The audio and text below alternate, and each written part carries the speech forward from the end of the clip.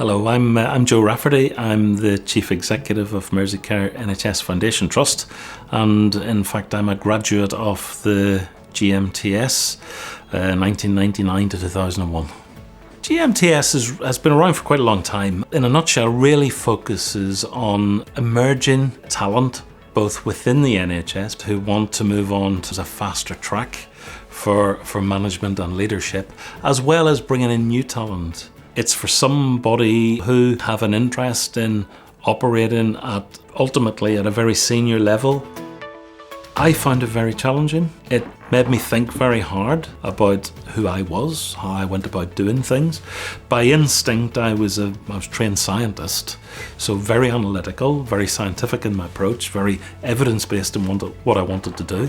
And certainly the scheme brought alive in me the idea that technical and analytical intelligence is really important, but actually emotional intelligence is the tremendous bedfellow of that. It was very much about the challenge of becoming much more rounded and understanding that change is all about people.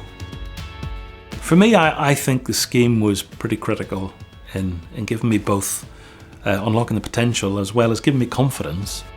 I had a very wise piece of advice from someone right at the start. And they said on the scheme, you're in a privileged place because you've got 2 years of time to devote essentially to your own self-development. Being on the scheme is like getting the keys to the NHS. You can go anywhere and see anything, but they said in the end, it's up to you to put the key in the door. Things happen because you make them happen.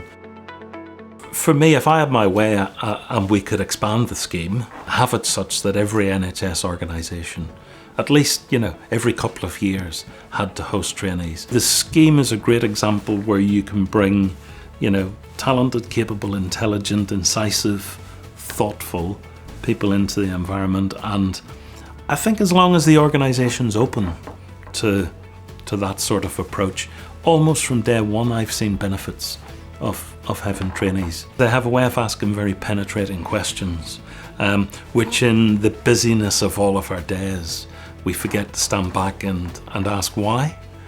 What's the logic in that, and why wouldn't you change that? So, I'd encourage every organisation to have a think, and actually more than have a think, have a plan to attract graduates into your organisation. Great leadership and great management, and therefore great people, are fundamental to the future of the service. We've planted the seeds now for 10 or 15 years' time. That in reality is what the scheme is doing. You can plant the seeds, but you got to look after them as well. What will emerge and flourish are some of the great leaders that we've seen emerge. Certainly in my career, I've worked with some stunningly talented people. It's been a huge honour to work with them. And I think, I see the next crop of people coming along, and I feel very comfortable that will continue to be the case. But it's a very strong case for either, both retaining the scheme and then growing the scheme.